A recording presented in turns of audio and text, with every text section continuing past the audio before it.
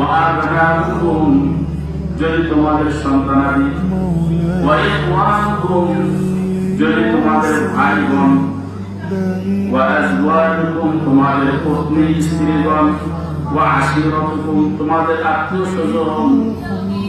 وأموال اقترفتموها এবং তোমাদের ওই সমস্ত ধন সম্পদ যা তোমরা উপার্জন করো এবং এমন ব্যবসা তার সামনা কাছা যা লোকসান হওয়ার আশঙ্কা করো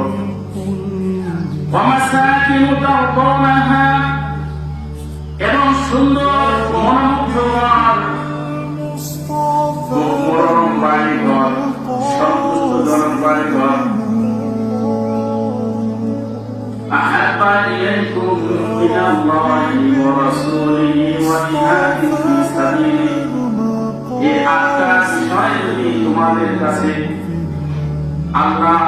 রাসূল এবং আল্লাহর পথে জিহাদ করা থেকে প্রিয় হয় তার মানে হলো আমার পিতা যদি আল্লাহর প্রেমের চাইতে বেশি মহব্বতের হয় আমার সন্তান সন্ততি স্ত্রী পুত্র স্বজন আমার বাড়ি ঘর ব্যবসা বাণিজ্য এক কথায় জীবনের যা কিছু আছে সব কিছু যদি আল্লাহ রাসূল এবং আল্লাহর রাস্তায় জিহাদ করার চাইতে বেশি পছন্দের এবং ভালোবাসার পাত্র হয় তাহলে আল্লাহ তাআলা বলতেছেন ফাতাবাসু হাত্তা ইয়াতি আল্লাহু বিআমরিহি ফাতাবাসু ওয়া তোমরা অপেক্ষায় থাকো হাত্তা ইয়াতি আল্লাহু বিআমরিহি আল্লাহ তাআলার নির্দেশ আসা পর্যন্ত নির্দেশটা হলো আল্লাহ তাআলার পক্ষ থেকে শাস্তির বিধান নাযিল হওয়া পর্যন্ত তোমরা অপেক্ষায় থাকো তাহলে এখানে আটটা পয়েন্ট প্রত্যেকটা পয়েন্টই মূল্যবান পিতা কারো কাছে ভালোবাসার পাত্র হয় দুনিয়াতে এমন কোনো মানুষ নাই যে পিতা আমাকে ভালোবাসে না স্ত্রী পুত্র স্বজন ধন সম্পদ ব্যবসা বাণিজ্য সুন্দর গাড়ি বাড়ি এগুলো ভালোবাসে না দুনিয়াতে এমন কোনো মানুষ নাই কিন্তু এগুলা চাইতে দুনিয়াতে যা কিছু আছে সব কিছু চাইতে আল্লাহ রাসূল এবং আল্লাহর রাস্তায় যখন জিহাদের ডাক আসবে দুনিয়া আসলে ভালোবাসতে হবে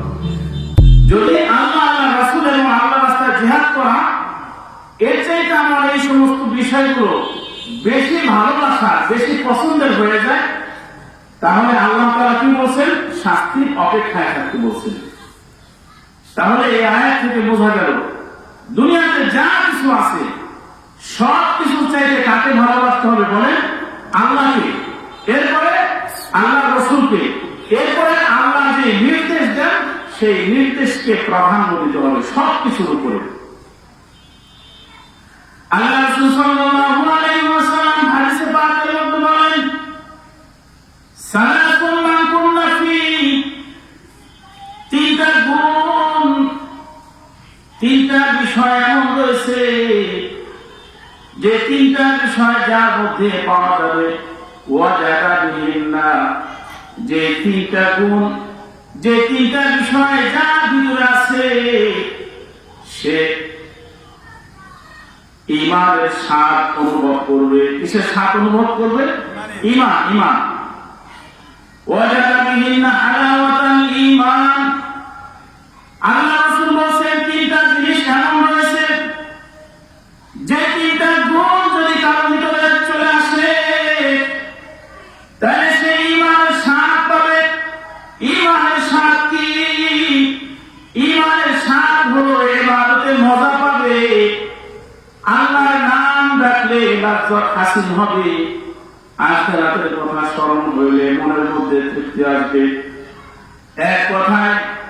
ইবাদতের মধ্যে স্বাদ আসে এটার নাম হলো ঈমান হালাওয়াতুল ঈমান তিনটা গুণের মধ্যে থেকে এক নম্বর বলছেন মান কানা আল্লাহু ওয়া রাসূলুহু আহাব্বা ইলাইহি